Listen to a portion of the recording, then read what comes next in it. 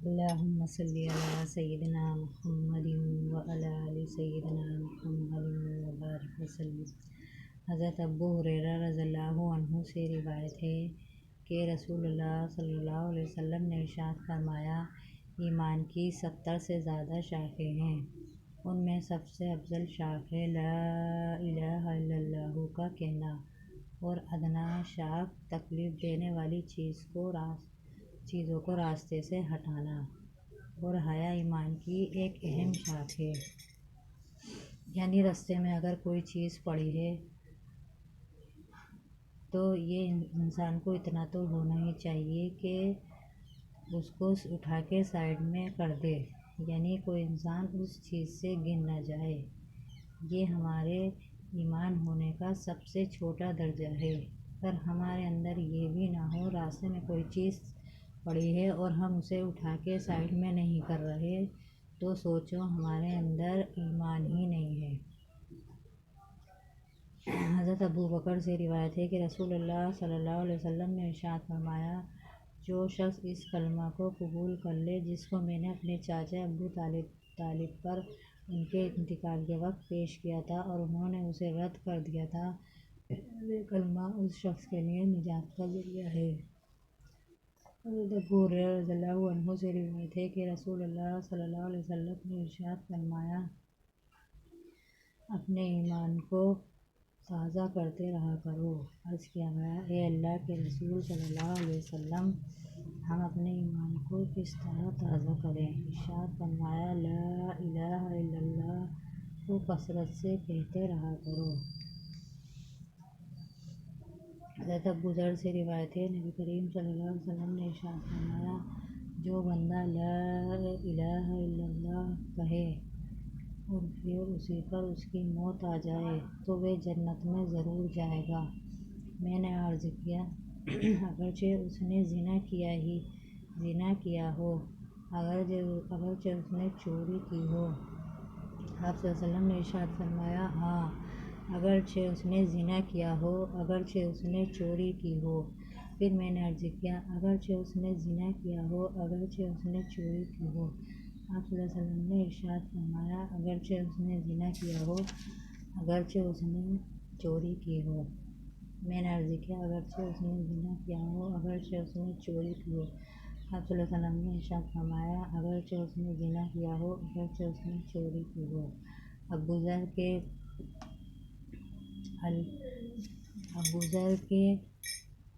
الرغم وہ جنت میں ضرور جائے گا۔ فائدہ: رنگ عربی زبان کا ایک خاص محاورہ ہے۔ اس کا مطلب یہ ہے کہ اگر تمہیں یہ کام ناگوار بھی ہو اور تم اس کا نہ ہونا بھی چاہتے ہو، تب بھی یہ ہو کر رہے گا۔ حضرت ابو ذر کو حیرت تھی کہ اتنے بڑے بڑے گناہوں کے باوجود جنت میں کیسے داخل ہوگا، جبکہ عدل کا تقاضا یہ ہے کہ گناہوں پر سزا دی جائے۔ لہٰذا نبی کریم صلی اللہ علیہ وسلم نے اس کی حیرت دور کرنے کے لیے فرمایا، خواہ ابو ذر کو کتنا ہی ناگوار گزرے، وہ جنت میں ضرور داخل ہوگا۔ اب اگر اس کے گناہ بھی کیے ہوں گے تو ایمان کے تقاضے سے وہ توبہ استغفار کر کے گناہ معاف کرا لے گا، یا اللہ تعالیٰ اپنے فضل سے معاف فرمائے بغیر کسی عذاب کے گناہوں کی سزا دینے کے بعد بہرحال جنت میں ضرور داخل فرمائیں گے۔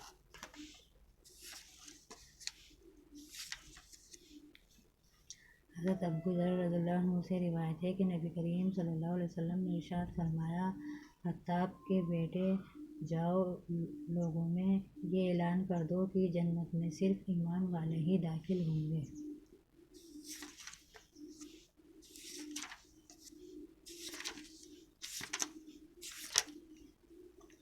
حضرت ابو ہریرہ نبی کریم صلی اللہ علیہ وسلم کا ارشاد نقل فرماتے ہیں کہ لا الہ الا اللہ کی گواہی کثرت سے دیتے رہا کرو، اس سے پہلے کہ ایسا وقت آئے کہ تم اس کلمے کو موت یا بیماری کی وجہ سے کہہ نہ سکو۔ فائدہ: یعنی اس کلمے کو ہر وقت پڑھتے رہا کرو۔ ہمیں جو کلمہ پڑھتا رہتا ہے اسے موت کے وقت بھی یہ کلمہ پڑھنا یاد رہے گا، اور جو کلمہ پڑھتا ہی نہیں ہے اسے موت کے وقت اس کے منہ سے یہ کلمہ ہمارا کیسے نکلے گا؟ اور جس کے منہ سے نکل گیا اس کے لیے یہ وارد ہے کہ اس پر جنت واجب ہو گئی، اس لیے ضرور پڑھتے رہا کرو۔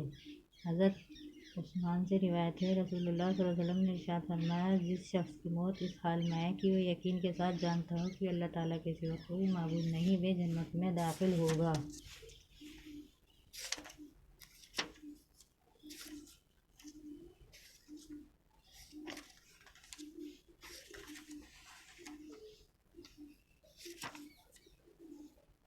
اللہ تعالیٰ کا ارشاد ہے، اچھا پھر یہ تو بتاؤ کہ زمین میں جو بیج تم ڈالتے ہو اسے تم اگاتے ہو یا ہم اس کے اگانے والے ہیں؟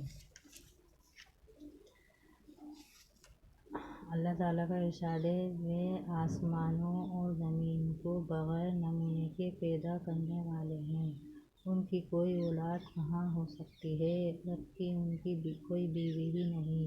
اللہ تعالیٰ نے ہر چیز کو پیدا کیا ہے اور وہی ہر چیز کو جانتے ہیں۔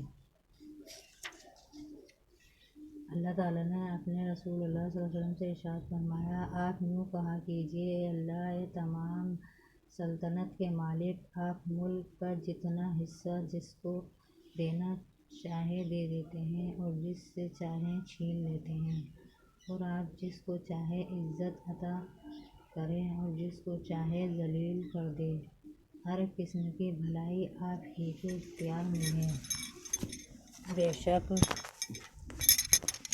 آپ ہر چیز پر پوری طرح قادر ہیں۔ آپ رات کو دن میں داخل کرتے ہیں اور آپ ہی دن کو رات میں داخل کرتے ہیں، یعنی آپ بعض موسموں میں رات کے کچھ حصے کو دن میں داخل کر دیتے ہیں جس سے دن بڑا ہونے لگتا ہے،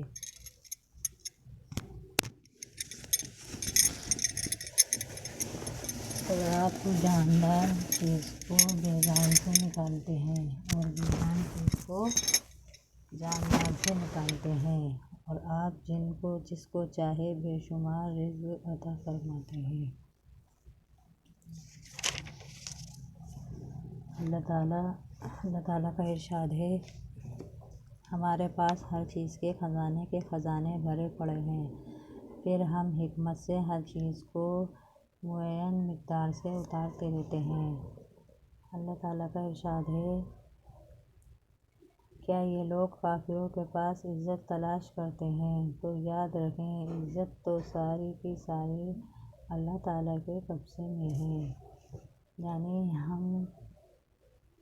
ہم سمجھتے ہیں ہماری عزت بنی ہوئی ہے، لیکن ہمیں یہ نہیں پتہ، اللہ چاہے تو ایک منٹ میں ایسا ہو جائے کہ ہم بے عزت ہو جائیں اور ہماری عزت پہ داغ لگ جائے۔ تو اللہ تعالیٰ کہہ رہے ہیں، کیا یہ لوگ کافروں کے پاس عزت تلاش کرتے ہیں؟ کسی بھی انسان کی عزت تو اللہ تعالیٰ کے ہاتھ میں ہے۔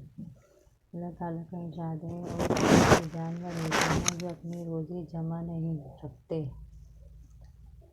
اللہ تعالیٰ ہی ان کو بھی ان کے مقدار کی روزی پہنچاتے ہیں اور تمہیں بھی، اور وہی سب کو سنتے ہیں اور سب کو جانتے ہیں۔ یعنی کتنے جانور ایسے ہیں کہ اپنی روزی روٹی جمع کر کے نہیں رکھتے، یعنی کیڑے مکوڑے، کتا بلی، ان کا رزق ان کو کون دیتا ہے، لیکن کہیں نہ کہیں ان کو کھانے پینے کو کچھ نہ کچھ مل ہی جاتا ہے۔ تو اللہ تعالیٰ ہر مخلوق کو ایسے پال رہا ہے، اللہ تعالیٰ پانی میں جانور اس کو بھی رزق پہنچا رہا ہے، چھپے سے چھپے کیڑے، ہر چیز کو رزق پہنچا رہا ہے۔ اللہ تعالیٰ نے اپنے رسول اللہ صلی اللہ علیہ وسلم سے ارشاد فرمایا، آپ ان سے فرمائیے، ذرا یہ تو بتاؤ، اگر تمہاری بدتمیزی پر اللہ تعالیٰ تمہارے سننے اور دیکھنے کی صلاحیت تم سے چھین لے اور تمہارے دلوں پر مہر لگا دے کہ پھر کسی بات کو سمجھ نہ سکو، تو کیا اللہ تعالیٰ کے سوا کوئی اور ذات اس کائنات میں ہے جو تم کو یہ چیزیں دوبارہ لوٹا دے؟ آپ دیکھیے تو ہم کس طرح مختلف پہلوؤں سے نشانیاں بیان کرتے ہیں، پھر بھی یہ لوگ بے رخی کرتے ہیں۔ اللہ تعالیٰ نے اپنے رسول صلی اللہ علیہ وسلم سے ارشاد فرمایا، آپ ان سے پوچھیے، بھلا یہ تو بتاؤ کہ اگر اللہ تعالیٰ تم پر ہمیشہ قیامت کے دن رات ہی کو رہنے دے تو اللہ تعالیٰ کے سوا وہ کون سا معبود ہے جو تمہارے لیے روشنی لے آئے؟ کیا تم سنتے نہیں؟ آپ ان سے یہ بھی پوچھیے کہ یہ تو بتاؤ، اگر اللہ تعالیٰ تم پر ہمیشہ قیامت کے دن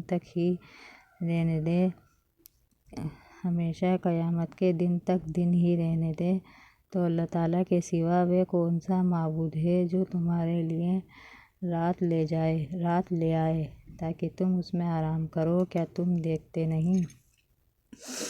یعنی ہم اللہ کی قدرت پہ غور نہیں کرتے۔ اللہ تعالیٰ دن میں سے رات نکالتا ہے، رات میں سے دن نکالتا ہے، تو دیکھو اللہ تعالیٰ کہہ رہا ہے کیا دن میں سے رات میں نکالتا ہوں، کیا تم میں سے کوئی ایسا ہے جو دن میں سے رات نکال دے؟ یعنی اللہ تعالیٰ نے رات کو ہمارے لیے آرام کا ذریعہ بنایا، رات میں ہم آرام کرتے ہیں۔ اگر اللہ تعالیٰ پورے دن ہی رہنے دے، رات نہ ہو تو انسان بے چین ہو جائے گا، یعنی جیسے دن میں گدھے کی طرح لگا رہتا ہے، وہ اپنی رات کو بھی ایسے ہی پھر گزار دے گا۔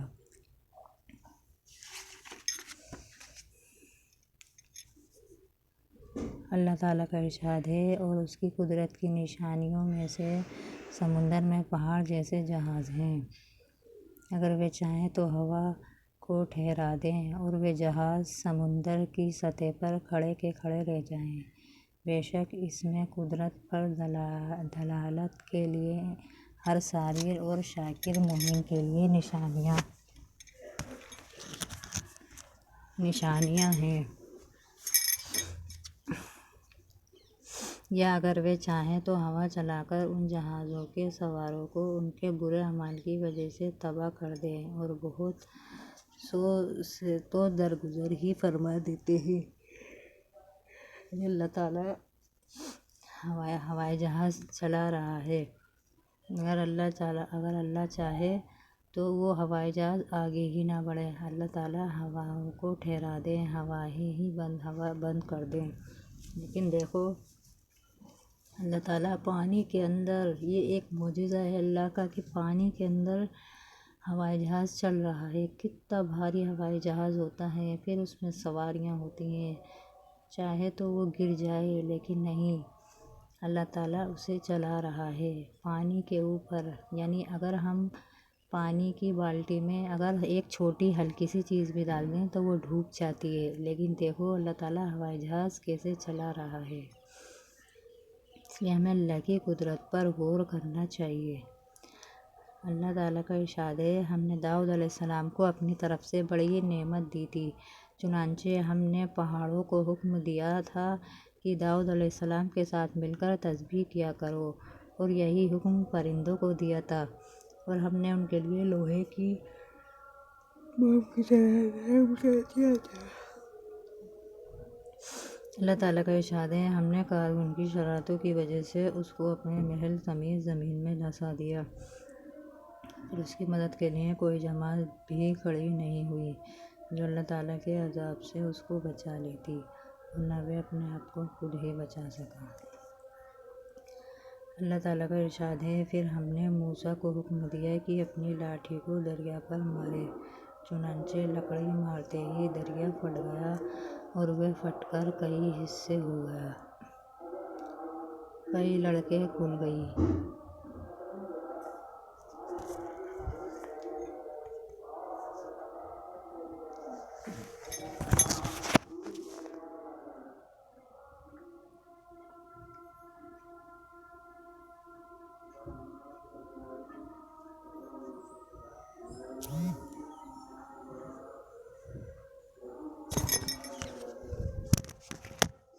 اللہ تعالیٰ کا ارشاد ہے، ہمارا حکم تو بس ایک مرتبہ کہنے سے پلک جھپکنے کی طرح پورا ہو جاتا ہے۔ اللہ تعالیٰ کا ارشاد ہے، اسی کا کام ہے پیدا کرنا، اور اسی کا حکم چلتا ہے۔ اللہ تعالیٰ کا ارشاد ہے، وہ ذات پاک کی خوبیاں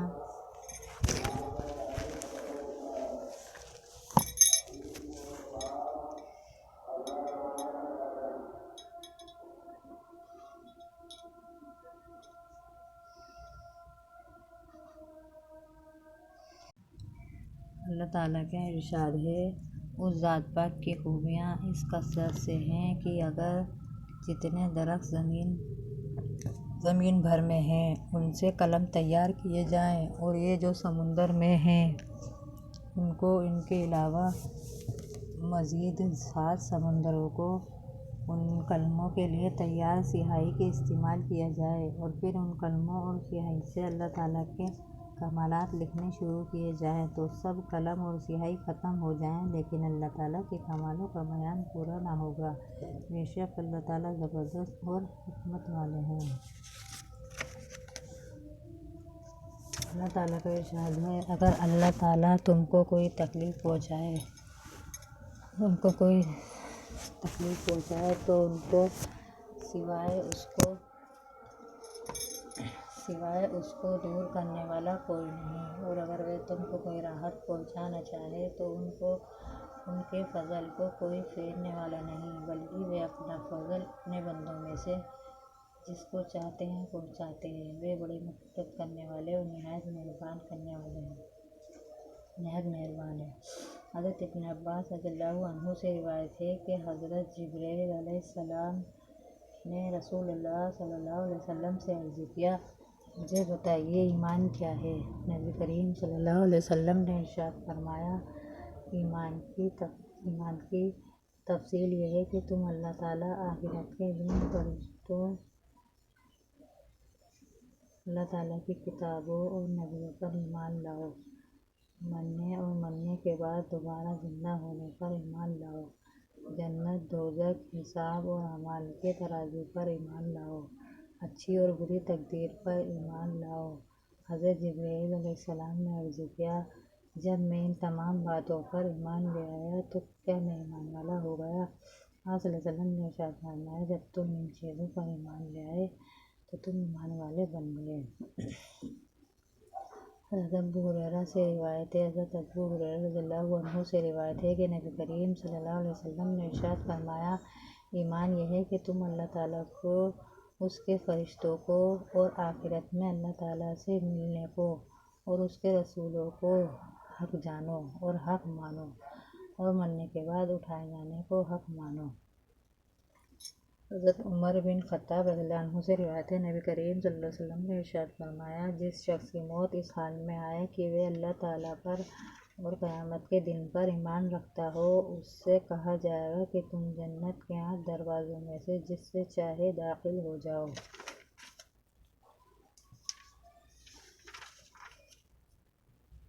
حضرت ابن عباس رضی اللہ عنہ سے روایت ہے کہ رسول اللہ صلی اللہ علیہ وسلم نے ارشاد فرمایا، اللہ تعالیٰ نے جب سے اسرائیل علیہ السلام کو پیدا فرمایا ہے، وہ دونوں پاؤں برابر کیے کھڑے ہیں، نظر اوپر نہیں اٹھاتے، ان کے اور پروردگار کے درمیان نور کے 70 پردے ہیں، ہر پردہ ایسا ہے اگر اسرافیل اس کے قریب بھی آئیں تو جل کر راکھ ہو جائیں گے۔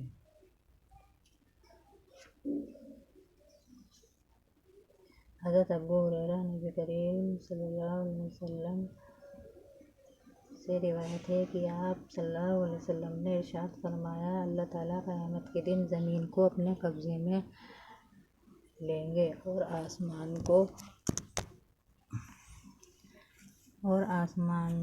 کو اپنے دائیں ہاتھ میں لپیٹیں گے، پھر فرمائیں گے کہ میں ہی بادشاہ ہوں، کہاں ہیں زمین کے بادشاہ؟ حضرت ابو ہریرہ رضی اللہ عنہ سے روایت ہے کہ رسول اللہ صلی اللہ علیہ وسلم نے ایک حدیث قدسی میں اپنے رب کا یہ ارشاد مبارک نقل فرماتے ہیں، آدم کے بیٹے نے مجھے جھٹلایا حالانکہ یہ اس کے لیے مناسب نہیں تھا، اور مجھے برا بھلا کہا حالانکہ اسے اس کا حق نہیں تھا۔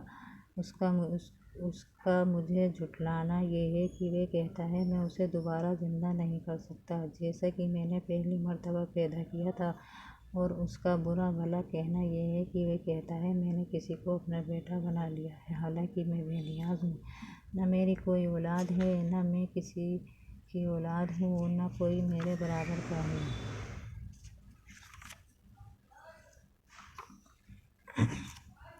حضرت ابو سعید سے روایت ہے کہ رسول اللہ صلی اللہ علیہ وسلم نے ارشاد فرمایا، میں کیسے خوش اور چین سے رہ سکتا ہوں حالانکہ سور والے فرشتے نے سور کو منہ میں لے لیا ہے اور اس نے کان لگا رکھا ہے کہ کب اس کو سور کے پھونک دینے کا حکم ہو اور وہ پھونک دے۔ صحابہ رضی اللہ عنہم نے اس بات کو بھاری محسوس کیا تو آپ صلی اللہ علیہ وسلم نے ارشاد فرمایا، حسبنا اللہ ونعم الوکیل علی اللہ توکلنا کہتے رہا کرو۔ ترجمہ: اللہ تعالیٰ کے لیے ہمارے لیے کافی ہے اور وہ بہترین کام بنانے والے ہیں۔ اللہ تعالیٰ ہی پر ہم نے بھروسہ کیا۔ حضرت مقداد رضی اللہ عنہ فرماتے ہیں کہ میں نے رسول اللہ صلی اللہ علیہ وسلم کو یہ ارشاد فرماتے ہوئے سنا، قیامت کے دن سورج مخلوق سے قریب کر دیا جائے گا، یہاں تک کہ ان سے صرف 1 میل کی مسافت کے بقدر رہ جائے گا، اور اس کی گرمی سے لوگ اپنے اعمال کے بقدر پسینے میں ہوں گے، یعنی جس کے اعمال جتنے برے ہوں گے اسی قدر اس کو پسینہ زیادہ آئے گا۔ بعض وہ ہوں گے جن کا پسینہ ان کے ٹخنوں تک ہوگا، بعض پسینہ ان کے گھٹنوں تک ہوگا اور بعض ان کے کمر تک ہوگا، اور بعض وہ ہوں گے جن کا پسینہ ان کے منہ تک پہنچ رہا ہوگا۔ رسول اللہ صلی اللہ علیہ وسلم نے اپنے منہ کی طرف ہاتھ سے اشارہ کیا کہ ان کا پسینہ یہاں تک پہنچ رہا ہوگا۔ حضرت ابو ہریرہ رضی اللہ عنہ سے روایت ہے کہ رسول اللہ صلی اللہ علیہ وسلم نے ارشاد فرمایا، قیامت کے دن لوگ 3 قسموں میں اٹھائے جائیں گے: پیدل چلنے والے، سوار، منہ کے بل چلنے والے۔ عرض کیا گیا، یا رسول اللہ، منہ کے بل کس طرح چل سکیں گے؟ آپ صلی اللہ علیہ وسلم نے ارشاد فرمایا، جس اللہ نے انہیں پاؤں کے بل چلایا ہے وہ ان کو منہ کے بل چلانے پر بھی یقیناً قدرت رکھتے ہیں۔ اچھی طرح سمجھ لو، یہ لوگ اپنے منہ کے ذریعے ہی زمین کے ہر ٹیلے اور ہر کانٹے سے بچیں گے۔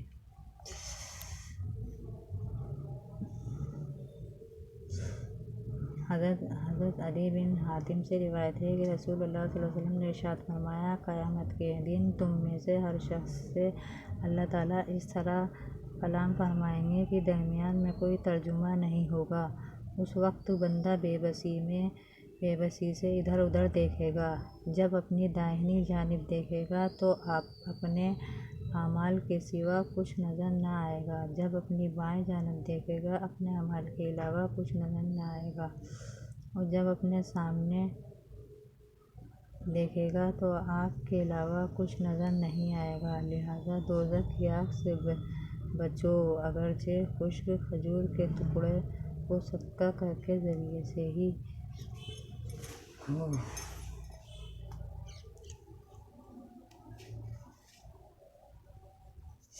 حضرت عائشہ رضی اللہ عنہا فرماتی ہیں کہ میں نے کچھ نمازوں سے رسول اللہ صلی اللہ علیہ وسلم کو یہ دعا کرتے ہوئے سنا، اللہم حاسبنی حسابا یسیرا، اے اللہ میرے حساب آسان فرما دیجیے۔ میں نے عرض کیا، اے اللہ کے نبی، آسان حساب کا مطلب ہے؟ آپ صلی اللہ علیہ وسلم نے ارشاد فرمایا، بندے کے اعمال نامے پر نظر ڈالی جائے پھر اس سے درگزر کر دیا جائے، کیونکہ عائشہ، اس دن حساب میں پوچھ تاچھ کی جائے گی، وہ تو ہلاک ہو جائے گا۔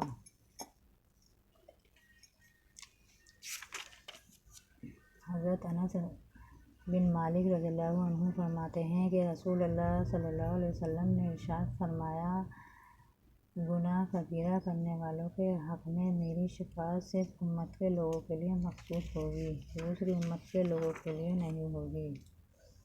حضرت عمران بن حسین روایت کرتے ہیں کہ رسول اللہ صلی اللہ علیہ وسلم نے ارشاد فرمایا، لوگوں کی ایک جماعت جن کا لقب جہنمی ہوگا، حضرت محمد صلی اللہ علیہ وسلم کی شفاعت پر دوزخ سے نکل کر جنت میں داخل ہوں گے۔ ہمیں ان سب باتوں پہ ایمان لانا ہے اور یقین کرنا ہے۔ دیکھیے، ایمان سے یہ چاہا جا رہا ہے کہ ہمارا کرنے والی ذات صرف اور صرف اللہ کی ہے۔ اللہ ان سب چیزوں کے بغیر سب کچھ کر سکتا ہے اور ہم اللہ کے بغیر کچھ بھی نہیں کر سکتے۔ ہم ان سب چیزوں کے بغیر بالکل بے جان ہیں۔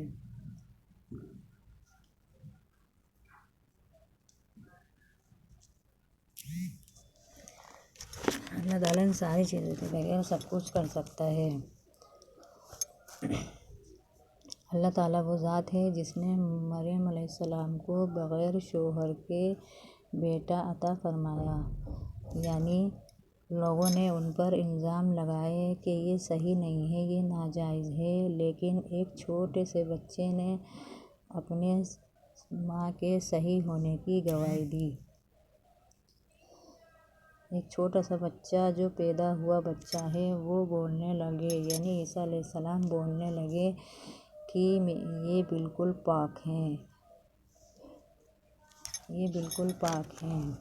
تو دیکھیے اللہ تعالیٰ نے بغیر باپ کے بیٹا عطا فرمایا، بغیر شوہر کے بیٹا ہوا، اور اللہ تعالیٰ نے بہت سارے لوگوں نے ابراہیم علیہ السلام کو آگ میں ڈال دیا تھا، لیکن اس آگ نے ابراہیم علیہ السلام کا بال بھی باقی نہیں کیا، کیونکہ اسے اللہ کی طرف سے حکم ہوا تھا کہ ان پر ٹھنڈی ہو جا۔ دیکھو، آگ اگر جلانے کی صفت رکھتی ہے تو اللہ کے حکم سے۔ ابراہیم علیہ السلام کو اللہ تعالیٰ کی طرف سے حکم ہوا کہ اپنے بیٹے کو ذبح کر دو۔ جب وہ اپنے بیٹے کو ذبح کرنے لگے، ان کا امتحان تھا کہ اپنے بیٹے کو ذبح کر دو۔ جب وہ اپنے بیٹے کو ذبح کرنے لگے تو اللہ تعالیٰ نے چھری کو حکم دیا کہ تو اسماعیل علیہ السلام پر نہیں چلیو، یعنی ان کا بال بھی باقی نہیں ہونا چاہیے۔ تو انہوں نے چھری کو خوب دھار کر کے پھیرا، لیکن اس چھری نے ان کا بال بھی باقی نہیں کیا، یعنی کچھ بھی نہیں ہوا۔ تو اللہ تعالیٰ نے چھری کو حکم دیا تھا کہ تو کچھ مت کریو۔ اللہ تعالیٰ تو صرف ان کا امتحان، ابراہیم علیہ السلام کا امتحان لے رہے تھے، اس لیے چھری کاٹنے کی صفت رکھتی ہے تو اللہ کے حکم سے۔ یہ دنیا تو صرف ایک ذریعہ ہے، لیکن اللہ تعالیٰ ہی کی طرف سے ہمارے لیے سب کچھ آ رہا ہے۔ اللہ تعالیٰ ایک فرشتے کے ہاتھ ہمیں روزی بھجواتے ہیں، اللہ تعالیٰ ایک فرشتے سے ہماری روح نکلواتے ہیں۔ تو یہ جو ہمیں نظر آ رہا ہے، اس بیماری سے یہ مر گیا، اس بیماری سے وہ مر گیا، یہ سب بیکار ہے۔ اللہ تعالیٰ نے ہماری موت کا وقت تو لکھ کے رکھ رکھا ہے، ہمیں کب موت آئے گی کب نہیں آئے گی، یہاں تک کہ ہماری موت کی جگہ بھی لکھی ہوئی ہے کہ ہمیں کہاں دفنایا جائے گا۔ تو ہمیں اللہ تعالیٰ کی قدرت پر غور کرنا چاہیے، مطلب اس کا بہت ہی ثواب ہے اگر ہم اللہ کی قدرت پر غور کریں۔ اگر اللہ بارش کرنا بند کر دے تو ہمارا کیا ہوگا؟ خشک تری سے مر جائیں گے۔ اگر اللہ تعالیٰ غلے میں سبزیاں دینا بند کر دیں، پھل فروٹ دینا بند کر دیں تو ہمارا کیا ہوگا؟ تو دیکھو اللہ کی قدرت، ہمیں پھر بھی یہ باتیں سمجھ میں نہیں آ رہی کہ دیکھو اللہ ہمیں کیا کیا پہنچا رہا ہے۔ اللہ کی قدرت پہ غور کرو۔ اللہ دن میں سے رات نکالتا ہے اور رات میں سے دن نکالتا ہے۔ اللہ دوپہر کرنے والا ہے، اللہ دھوپ دینے والا ہے، اللہ چھائے دینے والا ہے، اللہ بارش کرنے والا ہے۔ دیکھو ایک جگہ بارش ہوتی ہے اور ایک جگہ نہیں ہوتی، تو دیکھو اللہ کی قدرت، اللہ ہر چیز پہ اللہ ہی کا قبضہ ہے۔